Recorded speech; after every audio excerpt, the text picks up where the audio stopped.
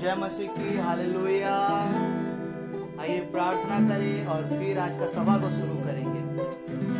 महान सामर्थी खुदावन प्रभु परमेश्वर, हम धन्यवाद देते हैं आज के दिन के लिए, हमें जीवित रखने के लिए, हमें हर तरह का आशीष देने के लिए लाख लाख कोटि कोटि धन्यवाद प्रभु। आज जब आपकी आराधना करते हैं प्रभु, जिस तरह स्वर्ग में स्वर्गदूत आपकी आराधना करते हैं, होने दे परमेश्वर पिता प्रभु, आज धरती में हम भी जब आपकी आराधना करें परमेश्वर, आपका स्वर्गदूत झूमने लगे परमेश्वर पिता प्रभु। हमारी एक एक गीतों को तू ग्रहण कर परमेश्वर प्रभु। सारा महिमा आदर तुझे देते हैं, आराधना स्तुति साधना सब आपको देते हैं।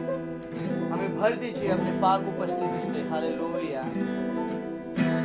आइए मंडली, हम अपने हाथों को उठाए और सब मिलकर आराधना करें। रूह खुदा हालेलुया।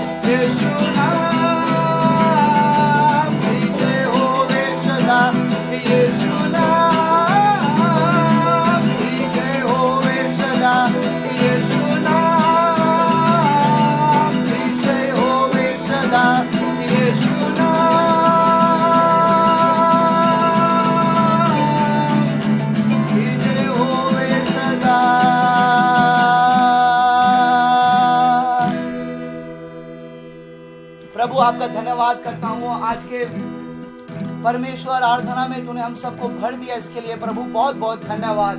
परमेश्वर हम प्रार्थना करते हैं परमेश्वर कि यहाँ पे हर एक के हृदय मन को स्थिर कर दे, वचन को सुनने के दरमियान परमेश्वर पिता हर कोई आपके वचन को सुन के जैसे ग्रहण कर सके प्रभु, 60 70 100 गुना फल जैसे सबके जीवन से आए। परमेश्वर पिता यहाँ पे सबको आशीष कर, हर एक का जो भी तकलीफ है, जो भी परेशानी है प्रभु परमेश्वर अपने लोगों को उनके तकलीफों से, परेशानी से मुक्ति दीजिए, सबको ब्लेस करिए प्रभु। सभा के भाग को अंत तक आपके हाथों में सौंपते हैं और ये छोटी सी प्रार्थना महाप्रभु यीशु आपके नाम से मांगते हैं, जीवित प्रभु यीशु आपके नाम से चाहते हैं। आइए हम सब कहे आमीन। ये समय है प्रभु के वचनों को सुनने का। आइए हम सभी परमेश्वर के वचन का तरफ जाएंगे, प्रभु के वचनों को सुनेंगे। सभी को जय मसीह की, हालेलुया। मैं परमेश्वर पिता का धन्यवाद करता हूँ कि उसने आज का सुबह हमें दिखाया है और अब तक हमारे हर आशीषों को परमेश्वर पिता ने जो भी हमारा था हमें दिया है, हमारे हर जरूरतों को स्वर्ग से अभी तक पूरा किया है, हमारे बाल बच्चों समेत हमें सलामत रखा है। इसलिए समस्त बातों के लिए परमेश्वर पिता का लाख लाख कोटि कोटि धन्यवाद करता हूँ। कलीसिया जब हम प्रतिदिन प्रार्थना में, पवित्रता में और परमेश्वर के धार्मिकता में बढ़ने का निर्णय ले लेते हैं और परमेश्वर में बढ़ने लगते हैं, आत्मिकता में बढ़ने लगते हैं, तो शैतान गंभीर हो जाता है और वो हमारे जीवन में खाली जगह ढूंढने लगता है जहां से वो हमारे जीवन में प्रवेश कर सके।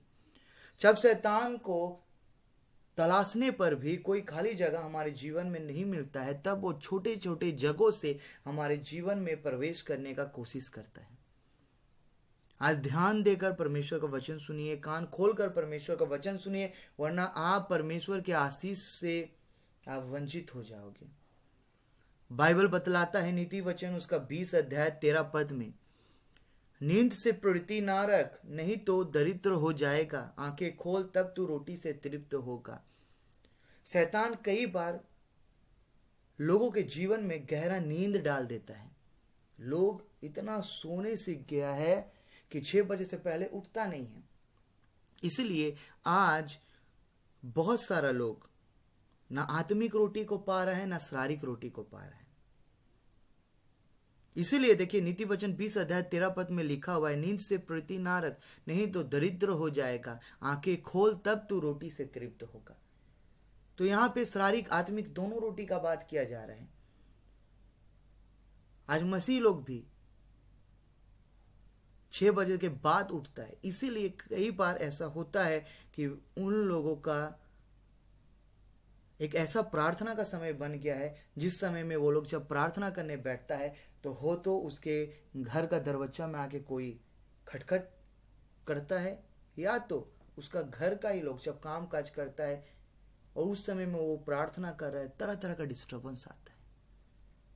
और इस तरह से देखिए शैतान लोगों का जीवन में ढुक कर लोगों को परमेश्वर से अलग कर रहा है। आत्मिक रोटी हो या शारीरिक रोटी हो, लोगों तक पहुंचने नहीं दे रहे।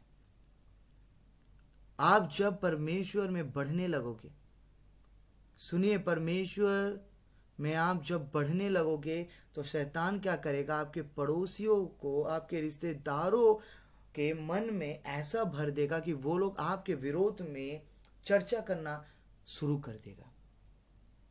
एक ऐसा बात को लेकर चर्चा करेगा जिससे आपका कुछ लेना देना ही नहीं है, और फिर आपके अंदर खाली जगह पाते ही शैतान प्रवेश कर जाएगा और आपके अंदर रुचि पैदा करेगा उन सब बातों के लिए जो आपके विरोध में शैतान आपके पड़ोसियों से, आपके रिश्तेदारों से करा रहा है। और जब आप उन सब बातों की तरफ ध्यान देंगे तो याद रखिए शैतान को मौका मिल जाएगा आपके जीवन को लेकर खेलने का। आप जब उन सब बातों की तरफ ध्यान दोगे तो शैतान को मौका मिल जाएगा आपके जीवन को लेकर खेलने का। इसीलिए शैतान को मौका मत दो कि वो आपके जीवन को लेकर खेले। परमेश्वर के वचनों में ऐसा लिखा हुआ है, 2 तीमुथियुस उसका 2 अध्याय 16 पद में लिखा हुआ है, अशुद्ध भगवात से बचा रहे, क्योंकि ऐसे लोग और भी अभक्ति में बढ़ते जाएंगे। इसीलिए बेकार की बातों में ध्यान मत दीजिए। आपके बारे में लोग जो भी बोल रहा है बोलने दो। आपको मालूम है कि आप परमेश्वर के नजर में क्या हो। कई बार सुनिए, क्या होता है कि हम जब परमेश्वर में बढ़ने लगते हैं तो शैतान हमारे जीवन में हमारे आत्मिकता के द्वारा भी प्रवेश करने का कोशिश करता है। आपके आत्मिकता के द्वारा शैतान प्रवेश करके आपके मन में आत्मिक अहंकार को पैदा कर देगा और कलीसिया में आने वाला सभी लोग, आपको ऐसा लगेगा कि वो लोग से ज़्यादा आप सबसे ज़्यादा आत्मिक हो और आप सबसे ज़्यादा प्रभु में हो और वो लोग कुछ नहीं है, वो लोग तुच्छ है। ऐसा आपके अंदर शैतान आपके मनोभाव को ऐसा कर देगा। हम अगर देखेंगे लूका 18 अध्याय में तो वहाँ पे आप देख पाओगे कि मंदिर में दो व्यक्ति प्रार्थना करने को गए। एक फरीसी था, एक चुंगी लेने वाला। फरीसी ने कहा, परमेश्वर मैं आपका धन्यवाद करता हूँ कि मैं इस चुंगी लेने वाले के समान नहीं हूँ। मैं सप्ताह में 2 बार उपवास करता हूँ, दिन में 3 बार प्रार्थना करता हूँ और अपना आय का दशमांश भी देता हूँ। धन्यवाद परमेश्वर पिता कि मैं इस चुंगी लेने वाले के समान नहीं हूँ। लेकिन परमेश्वर का वचन बतलाता है कि उस चुंगी लेने वाले ने कुछ इस तरह से प्रार्थना किया। उसने अपना नजर स्वर्ग का और उठाना भी ना चाहा, लेकिन वो छाती पीट पीट कर रोने लगा और कहने लगा, हे परमेश्वर पिता मैं पापी हूं, मेरे पाप को क्षमा कर। बाइबल बतलाता है कि पहला नहीं लेकिन दूसरा वो चुंगी लेने वाला ही धर्मी होकर अपना घर वापस लौट कर गया। परमेश्वर ने उसका प्रार्थना को ग्रहण किया। इसलिए आप इस बात को समझो कि आपके जिंदगी में कितना सारा खुला दरवाजा है जहां से शैतान प्रवेश कर सकता है। आज इन सब बातों को आप जो जान रहे हो, पवित्र आत्मा जो आपको बतला रहा है, सुनिए, आपके जिंदगी में जो जो दरवाजा शैतान के लिए खुला हुआ है उसको बंद कर दो। बाइबल बतलाता है 1 कुरिन्थियों 10 अध्याय 31 पद में, चाहे खाओ चाहे पियो परमेश्वर की महिमा के लिए करो। आपको पता है बहुत सारा मसीही लोगों को खाने के वक्त शैतान प्रार्थना करना भुलवा देता है। आप एक बार इस बात को सोच कर देखो, आप जब खाना खाने बैठते हो तो जब आप प्रार्थना करते हो तो क्या आप दिल से प्रार्थना करते हो या जल्दबाजी में प्रार्थना करके प्रभु को सिर्फ धन्यवाद देना है? एक नियम है, खाने के वक्त प्रार्थना करना है, आप प्रार्थना करके खाना शुरू कर देते हो। 1 मिनट के लिए सोचिए। मैं आप सब से कहता हूं, आज अधिकतर लोग खाना खाने के वक्त जब प्रार्थना करता है, जो रोटी परमेश्वर पिता ने उसको दिया है वो उसके लिए दिल से परमेश्वर पिता का धन्यवाद नहीं देता है। वो लोग सिर्फ एक नियम बनाते हैं कि खाने के वक्त प्रार्थना करना है, बस सिर्फ यही है, इससे ज्यादा कुछ नहीं है।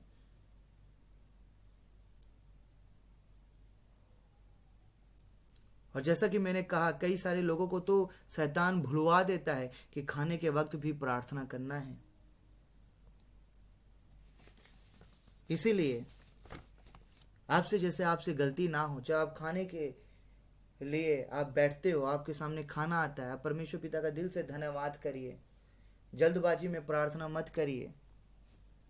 आपको पता है इफिसियों 5 अध्याय 16 पद में ऐसा लिखा हुआ है, मैं आप सभी के लिए पढ़ता हूं, ध्यान देकर सुनिए। लिखा हुआ है ऐसा, इफिसियों 5 अध्याय 16 पद में, अवसर को बहुमूल्य समझो क्योंकि दिन बुरे हैं।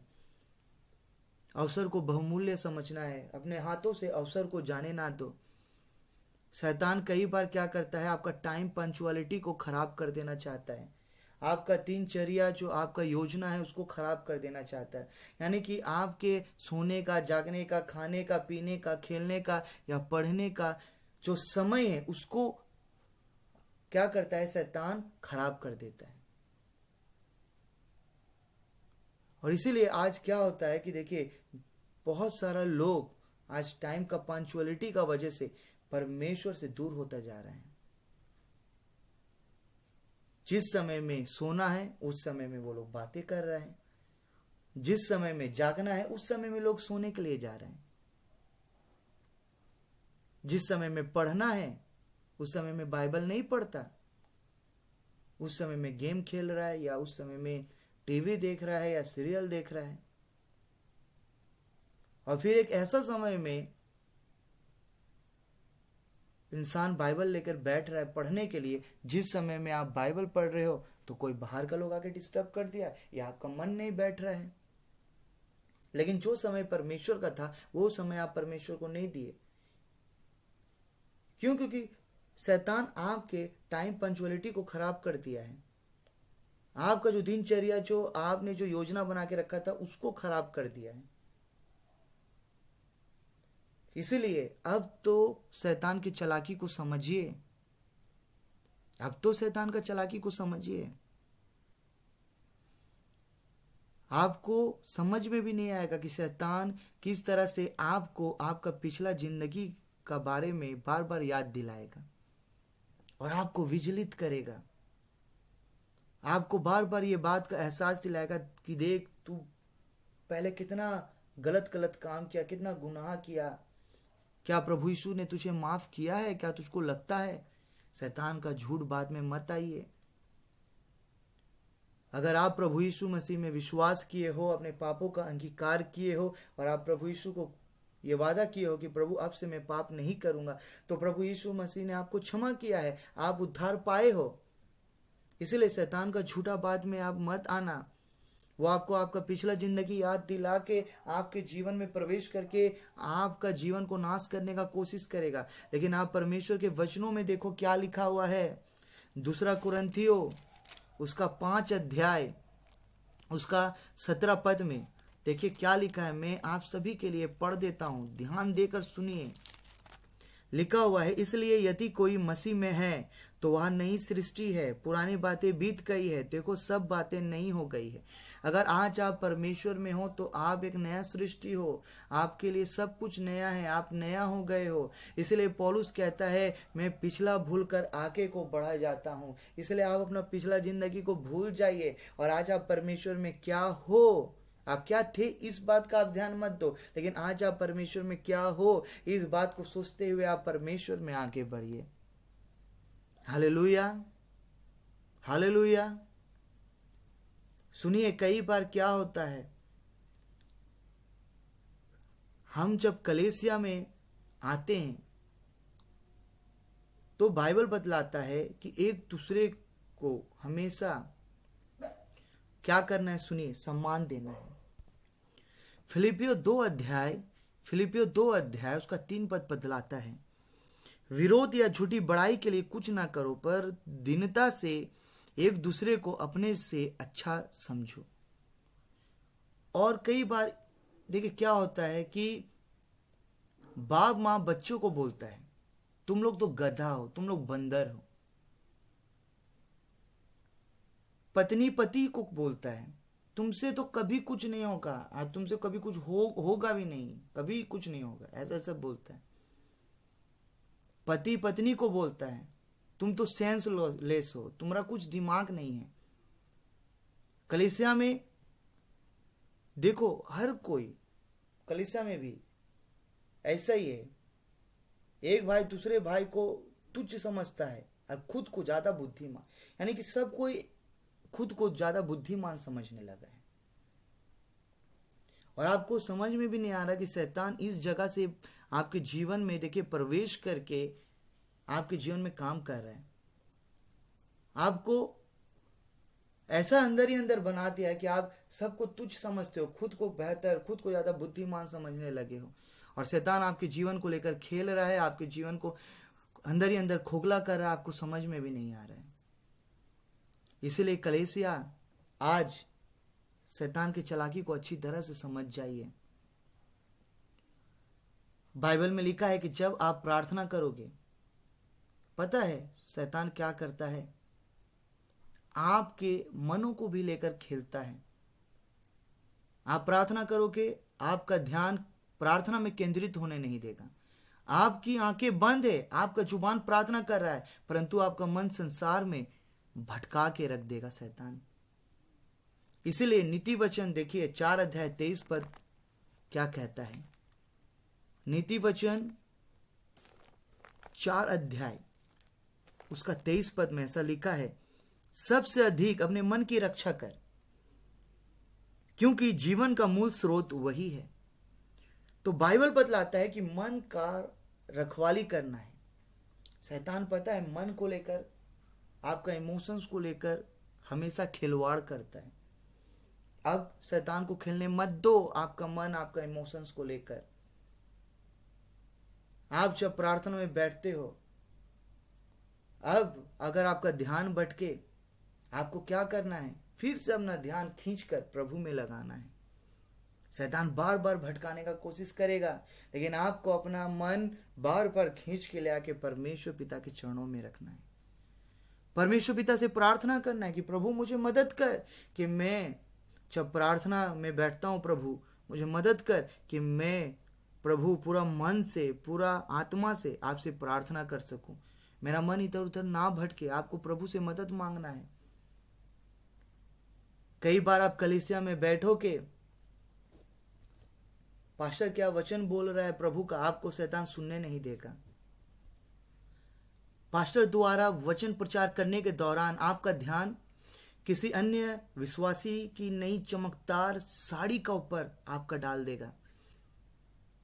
कौन व्यक्ति कैसा शर्ट पहन कर आया है, कैसा उसका हेयर स्टाइल है, उसके ऊपर आपका ध्यान को शैतान ला देगा और इस तरह से आपको स्वर्ग के आशीषों से वंचित कर देगा।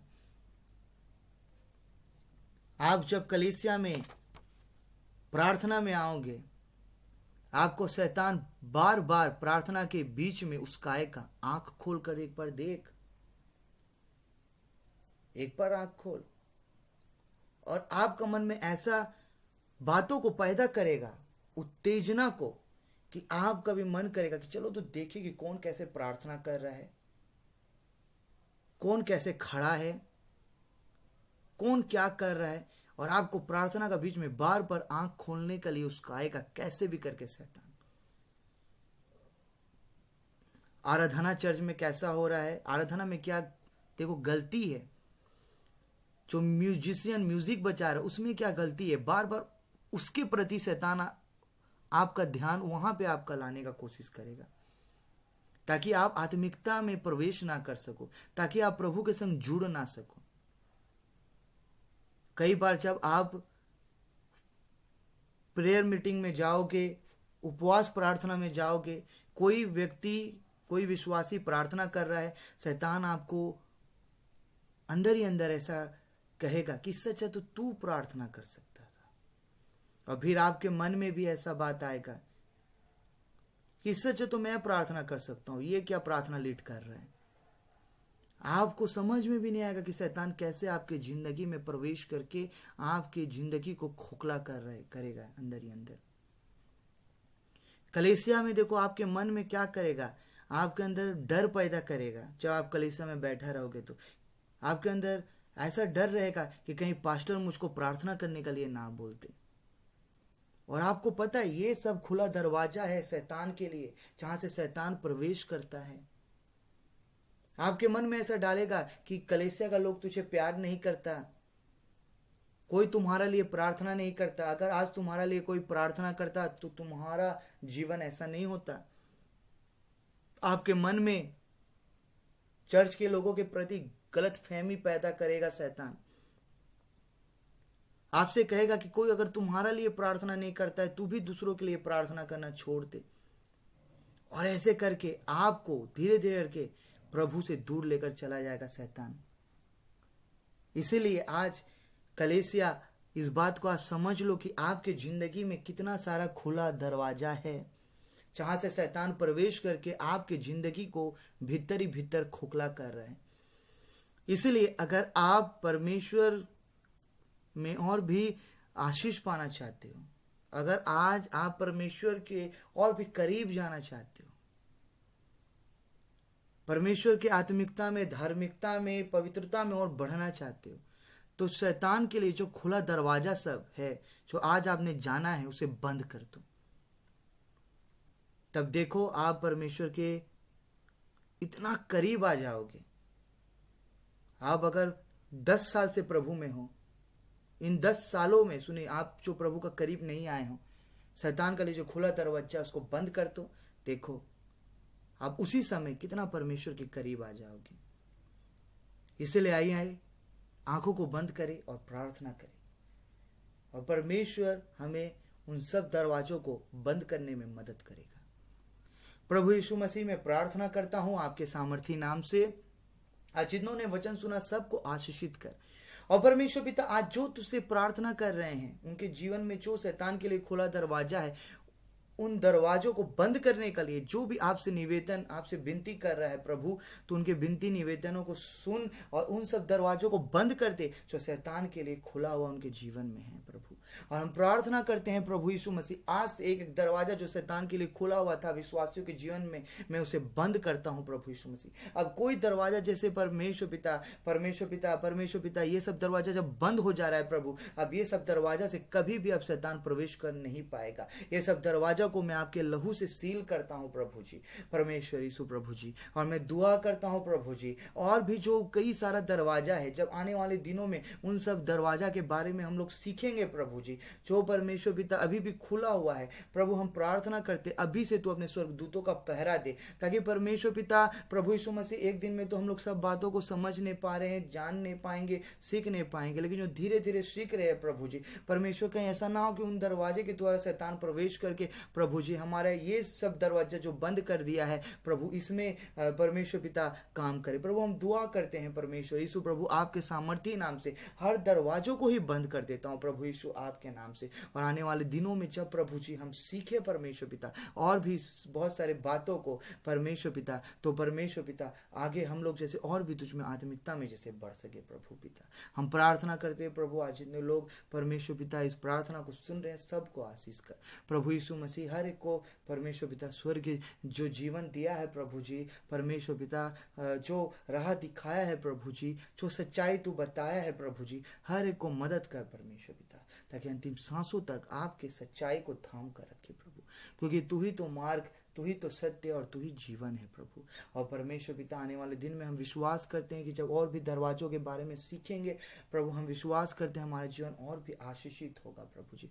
और परमेश्वर उन दरवाजों को जो अभी भी परमेश्वर जिनके बारे में हम जानते नहीं है प्रभु, परमेश्वर पिता वहाँ पे आप अपने लहू का परमेश्वर पिता बेड़ा देती हो, आप अपने प्रभु परमेश्वर हम विनती करते हैं कि आपने स्वर्गदूतों को भी दीजिए प्रभु, स्वर्गदूतों का पहरेदारी, ताकि वो दरवाजा से कभी भी परमेश्वर जब तक हम ना सीखे शैतान प्रवेश ना कर सके। देख प्रभु, अगर हम लोग जान जाते हैं इन बातों को प्रभु जी परमेश्वर पिता, और परमेश्वर फिर भी अगर बंद नहीं करते हैं प्रभु अपने दरवाजों को, तो परमेश्वर हमसे बड़ा मूर्ख कोई नहीं है। लेकिन प्रभु आज हमने आपके पवित्र आत्मा की आवाज़ को सुनकर प्रभु हमने अपने आप को और मूर्ख रहने नहीं दिया, लेकिन प्रभु आपकी दया को ग्रहण किया। और प्रभु जी उन सब दरवाजों को बंद करने के लिए आपसे जो विनती किया प्रभु ने, प्रभु आपने हमारी विनती को सुना है प्रभु, और हर दरवाजा आज बंद हो गया है प्रभु। और हम विश्वास करते हैं प्रभु हम आशीषित हुए हैं, हम विश्वास करते हैं प्रभु कि परमेश्वर पिता अब हम लोग परमेश्वर पिता आने वाले परमेश्वर हम विश्वास करते हैं कि प्रभु हम और भी परमेश्वर पिता तुझमें बढ़ेंगे प्रभु जी।